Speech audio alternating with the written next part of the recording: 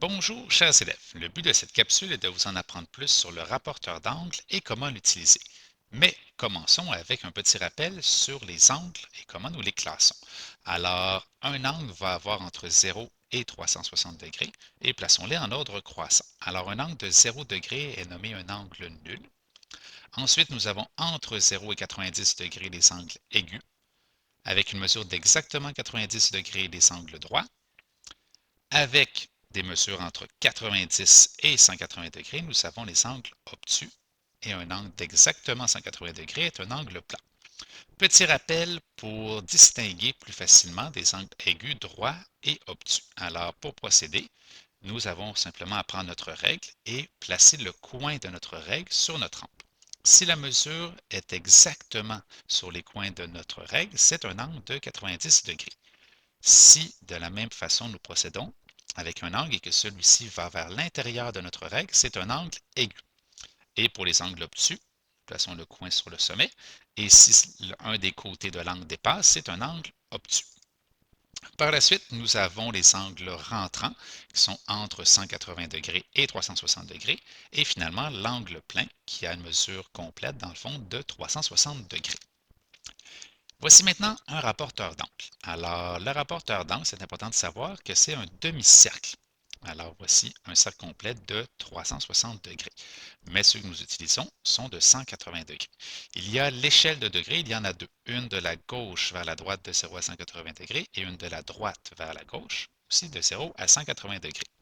Un point important du rapporteur d'angle est l'origine du rapporteur qui est situé en plein milieu vis-à-vis de la ligne horizontale et la ligne verticale du 90 degrés. Et finalement, il y a la ligne de foi, qui est la ligne du bas, qui va nous servir à s'installer sur la ligne, un des côtés de l'angle. Alors, voyons maintenant comment utiliser le rapporteur. Alors, nous avons un angle à mesurer. Nous voulons installer l'origine de notre rapporteur sur le sommet et la ligne de foi sur un des côtés de l'angle. Par la suite, pour la mesure, nous utilisons notre logique. Si l'angle est plus petit que 90 degrés, nous savons que la mesure sera celle plus petite. Alors, c'est le cas ici, nous avons un angle aigu. Donc, en nous rendant la mesure vis-à-vis l'autre côté, nous avons 40 degrés. Alors, il aurait été logique de prendre 140 degrés, alors que nous avons un angle aigu plus petit que 90 degrés.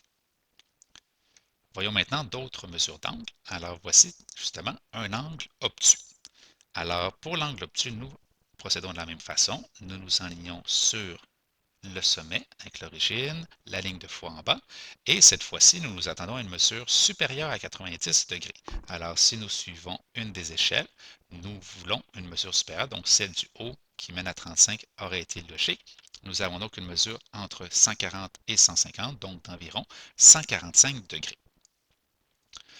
Une autre problématique peut survenir si l'angle n'arrive pas parfaitement à l'horizontale. Alors, une des possibilités est simplement de pivoter sa feuille jusqu'à ce que l'angle soit à l'horizontale pour un des côtés.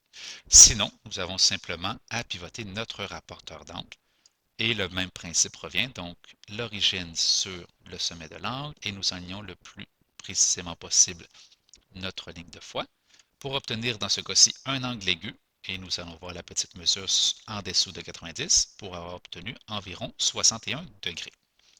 Et finalement, un dernier exemple, c'est un angle où il y a un côté vertical. Nous pouvons encore une fois pivoter davantage notre rapporteur d'angle, nous aligner sur le sommet et la ligne de foi. Et finalement, vu que c'est un angle obtus, nous irons en haut de 90 degrés, donc une mesure ici d'environ 121 degrés. Une petite problématique survient lorsque nous voulons mesurer les angles rentrants. Voici deux possibilités pour bien le mesurer. Alors, l'angle rentrant dépasse 180 degrés, mais nous savons qu'un angle complet, un angle plein, mesure 360 degrés. Alors, une des possibilités est d'aller chercher la mesure de l'angle que nous ne voulons pas et nous allons faire 360 degrés, donc le tour complet, moins la partie que nous ne voulons pas. Alors ici, en mesurant l'angle qui n'est pas indiqué, nous obtenons une mesure de 110 degrés étant donné que c'est supérieur à 90. Alors nous pouvons effectuer 360 moins 110, ce qui nous donne 250 degrés. Et la deuxième méthode est semblable. Mais nous savons qu'en bas, nous avons au complet 180 degrés et nous savons qu'en calculant, nous pouvons ajouter la petite partie ici qui dépasse et nous voyons ici avec le rapporteur que cette partie-là dans l'angle aigu mesure 70 degrés. Alors, 180 plus 70 nous donne aussi 250 degrés. Donc, les deux réponses sont bonnes. Et les deux méthodes aussi. Voici maintenant dans une forme. Des fois, nous vous demanderons de mesurer les angles d'une forme. Alors, il est important de voir qu'ils peuvent être nommés angle A, B ou C, mais une autre façon de l'écrire est avec trois lettres. L'important à retenir, c'est que c'est la lettre du centre qui nous indique quel angle nous voulons mesurer. Alors ici, un angle BAC. BAC, c'est l'angle A que nous voulons mesurer. Alors, de la même façon que pour les angles qui étaient seuls, nous allons pivoter notre rapporteur jusqu'à un bon alignement, obtenir une mesure d'un angle aigu ici d'environ 36 degrés pour l'angle A. Pour l'angle B, nous allons nous réaligner. Alors, un angle obtus qui mesure environ 112 degrés. Et finalement, notre angle C, aussi nommé angle BCA, un petit angle aigu ici de 32 degrés. Et ça fonctionne puisque les angles intérieurs d'un triangle doivent avoir comme somme 180. Finalement, nous devons aussi parfois dessiner un angle. Alors, voici comment procéder. C'est assez simple. Alors, nous devons tout d'abord dessiner une première ligne qui va servir de base à notre angle. Nous décidons de quel côté nous voulons le dessiner, mais ça importe peu. Alors, pour un angle de 65 degrés, je viens aligner ma ligne et ma ligne de fois, ainsi que l'origine.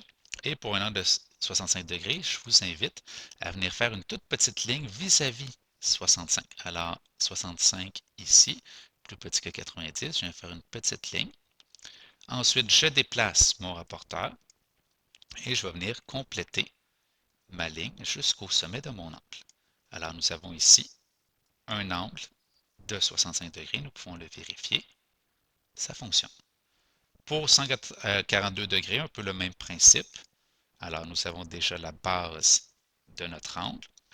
Alors, nous allons aligner notre rapporteur, nous faire une petite ligne vis-à-vis 142 degrés, donc environ ici. Nous déplaçons le rapporteur, complétons la ligne.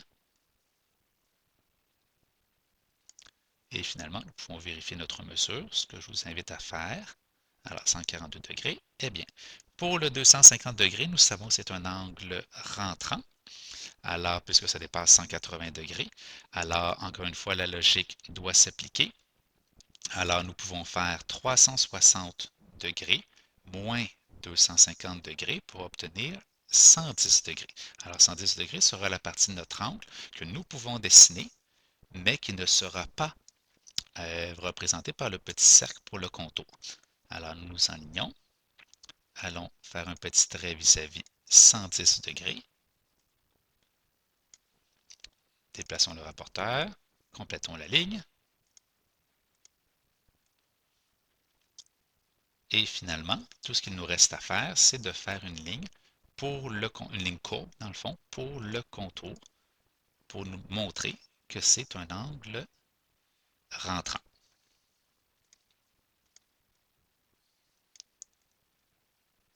Et voilà. Alors, vous savez maintenant, chers élèves, comment mesurer et dessiner des angles avec un rapporteur d'angle. Bonne leçon!